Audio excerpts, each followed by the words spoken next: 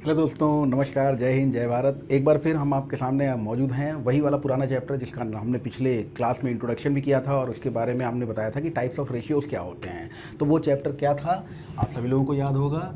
उस चैप्टर का नाम था ratio and proportion. Ratio and proportion मतलब वही है अनुपात और समानुपात। अनुपात और समानुपात में पिछली क्लास की जो बातें थी उसको एक बार फिर से अगर चाहें तो जल्दी से रिव्यू कर लेते हैं। हमने आपसे बताया था कि किस तरह से अगर मान लीजिए कोई भी धनराशि आपको दी हुई है, जैसे 720 रुपया दिया हुआ है, इस 720 रुपये को भैया हमें कैसे कैसे कंप्लेन कर रहे थे कुछ स्टूडेंट्स बड़ा बड़ा लिखने के लिए। 720 रुपये को हमें बाइफरगेट करना है अगर दो लोगों में, और वो दो प्राणियों के नाम है, मान लीजिए कोई दो बंदे हैं ए और बी, बाइफरगेट करना 1:2 के रेशियो में। कहा 1:2 में बांट दीजिए इसको। तो हम क्या करेंगे, 1 और 2, 3 रेशियो। मन में सोचेंगे कि 3 रेशियो बराबर है 720 रुपये के, यानी एक रेशियो की औकात हो गई 3 दूनी 6, 24 तियाँ 72, 240। एक रेशियो 240 के बराबर है, तो ए को मिलेगा 240 रुपया और बाकी जितना कुछ बचा है वो बी को मिल जाएगा। आप इसको ऐसे भी कह सकते हो कि एक रेशियो 240 है तो दो रेशियो बराबर 480 होंगे। इसका मतलब है बी को मिल जाएगा 480 रुपये। ठीक है, नहीं ए बी और सी में बांटो। कैसे बांटो, 1 2 3 में बांटो। का कोई बात नहीं भाई, 3 2 5 और 1 6 रेशियो। इस बार क्या है, 3 लोगों में बांटना, अगर 2 लोगों में बांटना है तो आपने देखा 3 लोगों में बांटना है तो हमने क्या देखा, हमने 3 लोगों में बांटने के लिए कहा 3 2 5 और 1 6 रेशियो। 6 रेशियो बराबर 720, तो एक रेशियो बराबर हो जाएगा 12 छंग 72 यानी 120। तो हमने कहा भाई ए को दे दो एक रेशियो यानी 120 रुपये, बी को दे दो इसका दुगना यानी 240 रुपये और सी को दे दो इसका 3 गुना यानी 360 रुपये। बट गए 600 720 रुपये। फिर किसी ने कहा ए बी और सी नहीं, ए बी सी और डी में बांटो। तो क्या करना है, मैंने पिछले वीडियो में आप लोगों को बता रखा है। ठीक है, आज की बातचीत जो है वो अगली हेडिंग के साथ हम आगे बढ़ाएंगे और अगली हेडिंग का नाम है combination of ratios. Combination of ratios. Ratio में अगर सिंगल रेशियो दिए हुए हो भैया, तब तो हमको पैसा बांटना पता है कि ए और बी में 1 और 2। ठीक, अब हमसे कह दिया जाए कि ए और बी में 1:2 का रेशियो ले लो और उधर बी और सी में क्या कर लो, बी और सी में भी एक रेशियो दे दिया जाए। बी और सी में मान लीजिए, अच्छा इजी वे में शुरू करते हैं इसको। अगर मान लीजिए कहते बी और सी 2:3, A:B 1:2 है, B:C 2:3 है।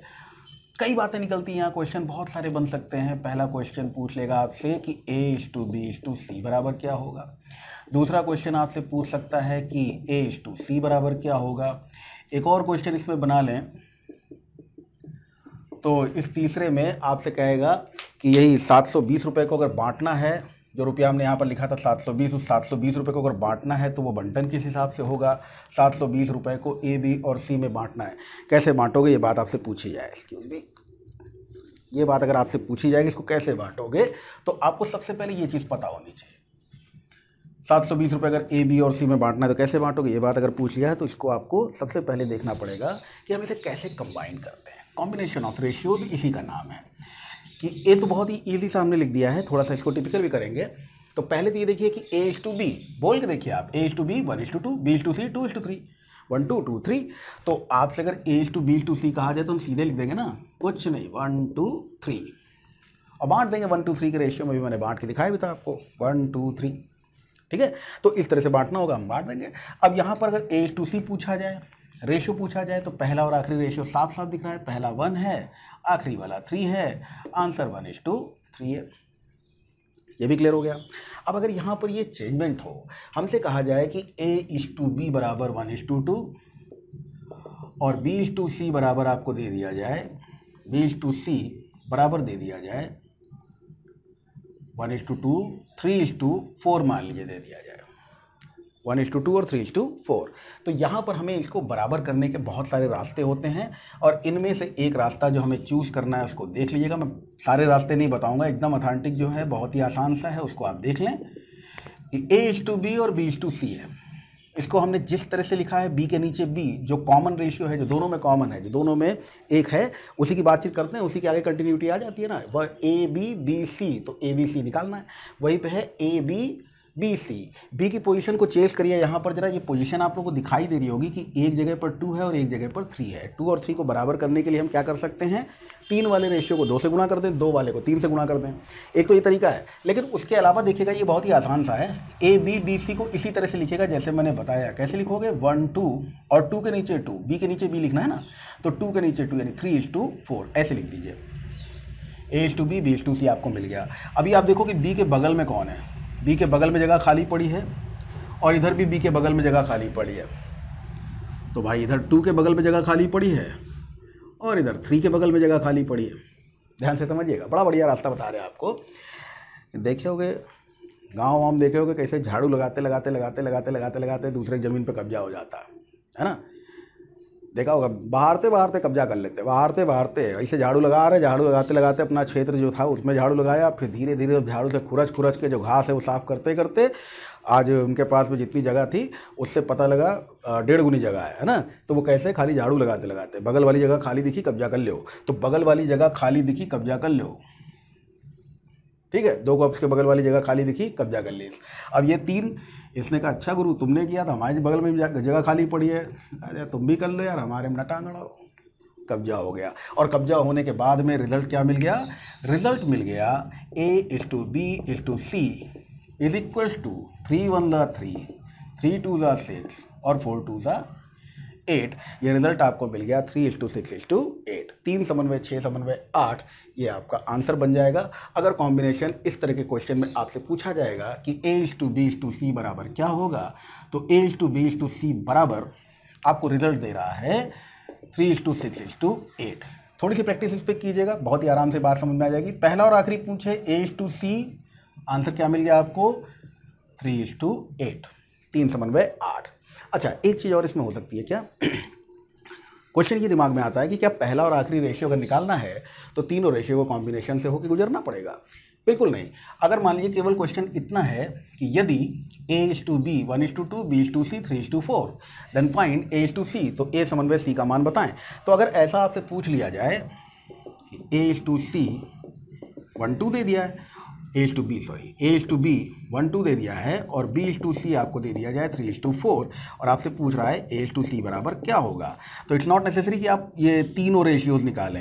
ये कतई ज़रूरी नहीं है कि आप ये तीनों रेशियोज निकालें उसके बाद पहला और आखिरी निकालें। बहुत ही बढ़िया तरीका बता रहा हूँ, ध्यान दीजिएगा कि अगर A:B को हम देखें, कहीं ना कहीं हम इसको A/B लिख सकते हैं।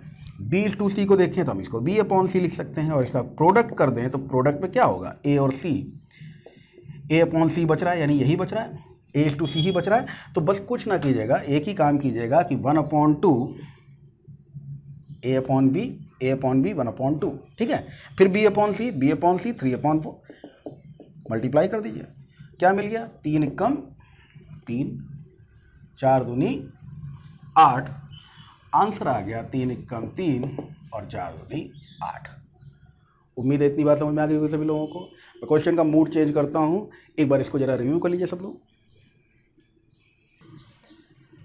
ठीक है, रिव्यू कर लो। और अच्छा एक चीज़ और इसमें स्क्रीनशॉट ले लो आप लोग, या वैसे अगर लिखा पढ़ी करोगे तो सबसे बढ़िया रहेगा। देखिए लिखा पढ़ी से बढ़कर कुछ भी नहीं है ना, लिखाई पढ़ाई जितनी बढ़िया कर लो, कॉपी पेन लेके बैठो, चीज़ें बताते जा रहे हैं, नोट करते रहो। लेकिन अब हाईटेक ज़माना है भैया, इतना ज़्यादा कौन ध्यान देता है।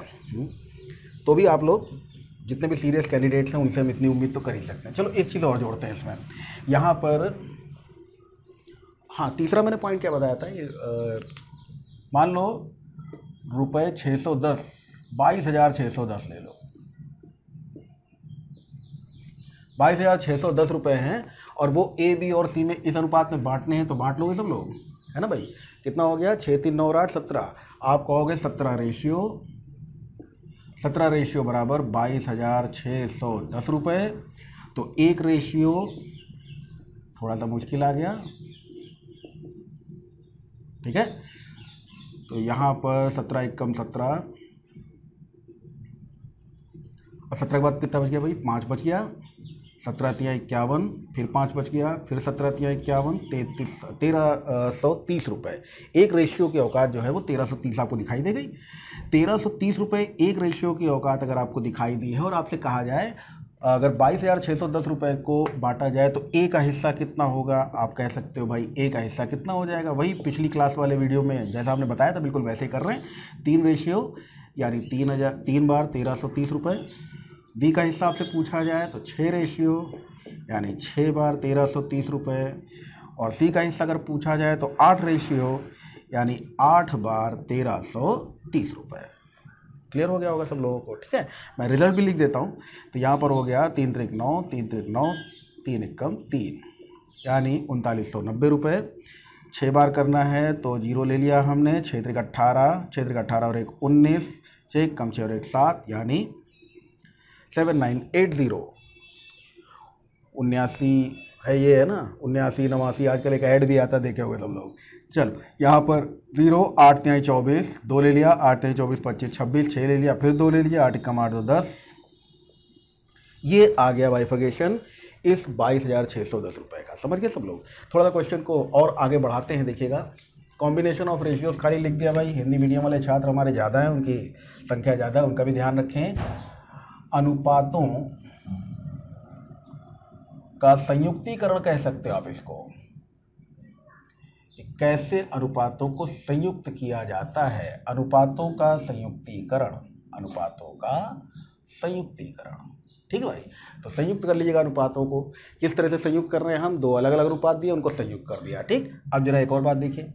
मान लीजिए यहाँ पर रेशियो 2 दिए थे, हमको सिंगल रेशियो में कन्वर्ट करना था। ऐसे 3 दिए हो सकते हैं ना, तो 3 दिए हो सकते हैं, तब फिर क्या करेंगे? फिर से देखिएगा, नया क्वेश्चन बना रहा हूँ और आपकी आंखों के सामने बना रहा हूँ, कहीं कोई दिक्कत वाली बात नहीं है। बहुत ही ध्यान से चीज़ों को समझते जाइए। अब की बार यहाँ पर देखिएगा कि सपोज करें हमको कुछ ऐसा दिया हुआ है कि A/B, B/C और C/D भी दिया हुआ है। और ऐसे ही अब आप आगे जो बढ़ाने का काम है वो आप अपने आप करते रहिएगा, ऐसे ही और वो बढ़ते जाएगा। सपोज कीजिए C/D भी हमको दिया होता और वो दिया होता 5:6, ठीक है। C/D दिया होता 5:6 और हमसे कह रहा होता कि ABCD बराबर कितना है, ठीक। तो चलिए निकाल लेते हैं। यहां पर अगर इसको हमें ऐसे कैलकुलेट करना हो तो वैसे तो B कॉमन है तो B बराबर करो, C कॉमन है C बराबर करो, C बराबर करने चक्कर में B फिर गड़बड़ाएगा, फिर से B को बराबर करो या C से शुरू करो। C कॉमन कर लो, C के हिसाब से B जितना बने उसमें इस वाले B को कन्वर्ट करो, या फिर वैसे ही करो। क्या करो? 2 रेशियो हैं AB, पोजीशन कौन कौन सी बाकी हैं? ABCD, 4 पोजीशन तक पहुंचना है, 4 ABCD तक, तो ABCD तो इधर कहाँ है? B और C है, B और C है तो एक इधर चाहिए और एक इधर चाहिए। और इधर क्या है? C और D है, ये C और D है तो क्या हुआ? हमें B चाहिए और हमें इसके बगल वाला यानी A चाहिए। बिल्कुल वैसे ही, बिल्कुल वैसे ही बताया था ना, झाड़ू लगाते लगाते बगल वाले की जमीन पे कब्जा करो भैया आप भी। अब करोगे तो क्या होगा? ये बोल दिया 1:2, 2 के बगल वाली ज़मीन खाली पड़ी थी, अभी तक किसी ने नहीं टोका, तो और उसके बगल में जो ज़मीन खाली पड़ी थी उसको भी कब्जा कर लिया। इनकी देखी दूना क्या किया भैया C ने, और C को देख के B को भी जोश आ गया, बगल वाली ज़मीन कब्जा। C इधर जो C है इसके बगल में तो दुगना प्लॉट पड़ा हुआ है, इसने कहा सब कब्जा करो, कर डाला और कर डाला कब्जा। और अब इसके बाद में प्रोडक्ट कर दीजिए, इनका मल्टीप्लिकेशन कर दीजिए। जो हमने अपनी ओर से इंसर्ट किया उसको रेड पेन से लिखा है, ध्यान देना इस बात को। 5 तिहाई 15 एकम 15, 5 तिहाई 15 दूनी 30, 5 चौक 20 दूनी 40 और 6 चौक 24 दूनी 48। ABCD। अगर आपसे पूछता है कि A/B/C/D क्या है तो आपका आंसर हो जाएगा। फिर यहाँ पे 4 बातें पूछी जा सकती हैं। A/B/C पिछले वाले क्वेश्चन के हिसाब से हमने आपको बताया था। अब अगर मान लीजिए यहाँ पर पूछा जाता हमसे कि A/B/C/D बराबर क्या होगा, तो हमने कहा 4, ये निकाल लिया। कितना होगा? अच्छा एक चीज़ ध्यान रखना बेटा, इसमें अगर ये किसी एक ही नंबर से रिड्यूस हो रहे होंगे, कट रहे होंगे तो काट देना। लेकिन यहाँ पे हम देख रहे हैं ये दोनों 5 से भी कट रहे हैं, 3 से भी कट रहे हैं, है ना। ये 5 से कट रहा है, 3 से नहीं कट रहा। ये ना 3 से कट रहा है ना 5 से कट रहा है, नहीं 3 से कट रहा है लेकिन 5 से नहीं कट रहा है, तो सब किसी एक ही नंबर से नहीं कट रहे हैं। यहाँ पर ये दिक्कत हो रही है, इसलिए हमने इसको ऐसे ही छोड़ दिया। ठीक, अब यहाँ पर हमसे पूछ सकता है क्या, पहला और आखिरी। पहला और आखिरी अगर पूछेगा तो क्या पूछेगा, A/D हमको दिखाई दे रहा है 15 समन्वय 48। अभी देखना मैं क्या बता रहा था, बता मैं ये रहा था कि यहाँ पर 15 समन्वय 48 तो हमने लिख दिया, लेकिन तुरंत ही हमको एक बात दिखाई देगी कि ये 3 से कट रहा है, तो हमने कहा 3 × 5 = 15 और 16 × 3 = 48।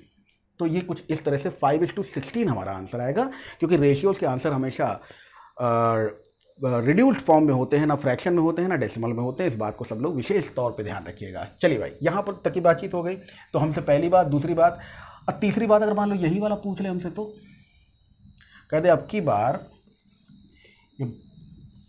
22,610 रुपए को ए बी सी और डी में इस प्रकार बांटिए कि ए और बी का, बी और सी का, सी और डी का अनुपात 1 समन्वय 2, 3 समन्वय 4, 5 समन्वय 6 हो। ठीक है, वो आपसे कह रहा है distribute ₹22610 among A, B, C and D in such a way that the ratio of A and B is 1:2, B and C is 3:4 and C and D is 5:6। तो हमें सबसे पहला काम तो यही करना पड़ेगा।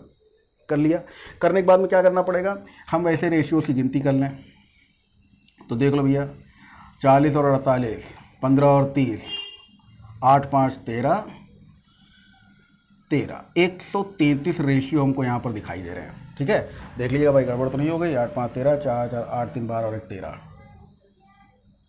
4 × 4 = 8, 3 × 12 और 1 = 13। हाँ ठीक है, 133 रेशियो है।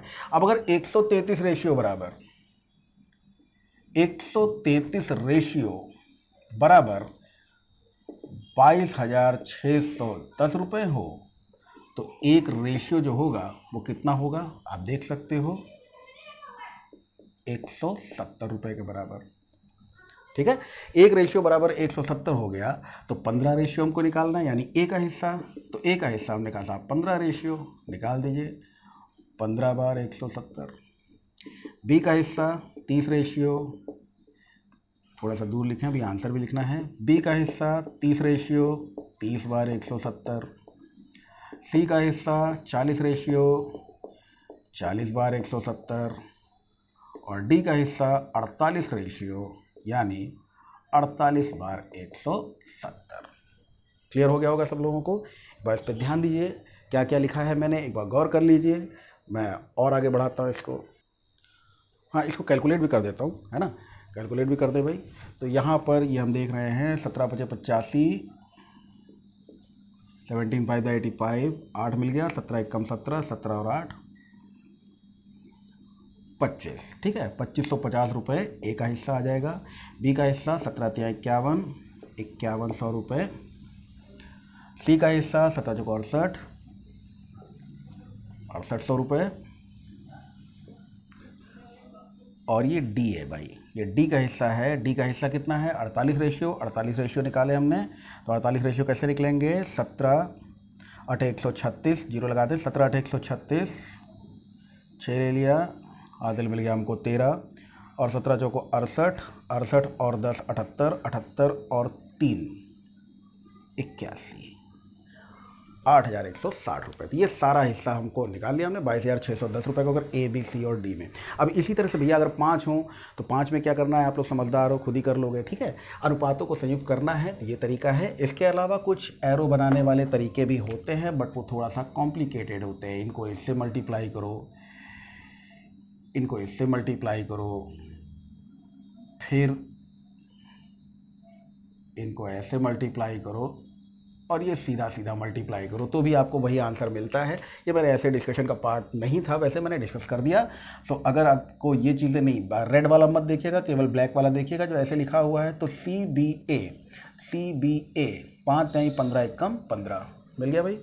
दूसरे नंबर पे क्या आया, CBB, तो आपने कहा 5 × 15 = 30। फिर आया CCB, 5 चौक 20 = 40। और फाइनली DCB, तो 4 × 6 = 24 = 48। ठीक है, ऐसे भी हो सकता है, बहुत सारे तरीके होते हैं। अब जिसको जो समझ में आ जाए, ये थोड़ा सा ज़्यादा आसानी से समझ में आता है कि बगल वाली ज़मीन कब्जिया, तो सबको मल्टीप्लाई कर दो, 5 × 15 = अब इसी तरह से अगर मान लो 5 होता, माने अगला रेशियो अगर आपको दे दिया जाए D/E, तो उसका कॉम्बिनेशन भी आप ऐसे ही बना लेना। लेकिन आज तक एक बार SSC जो दूसरा वाला होता है डाटा एंट्री ऑपरेटर वाला एग्ज़ाम, उस वाले एग्ज़ाम में ये क्वेश्चन पूछा गया, जिसको हम लोग हायर सेकेंडरी लेवल के नाम से जानते हैं फिलहाल, है ना। तो तकरीबन 2012 में ये क्वेश्चन आया था, जिसमें A/B दिया था, B/C दिया था, C/D दिया था, D/E दिया हुआ था, और A/B/C/D/E आपसे पूछा गया था। ठीक है, बीच में नहीं पूछा गया। हाँ, क्वेश्चंस में इसकी ज़रूरत पड़ती है। ये सारा कुछ आपका जो चल रहा है ये इंट्रोडक्शन है। इंट्रोडक्शन मजबूत कीजिए, फिर क्वेश्चंस पे बातचीत करेंगे। आज के लिए इतना ही। Thank you.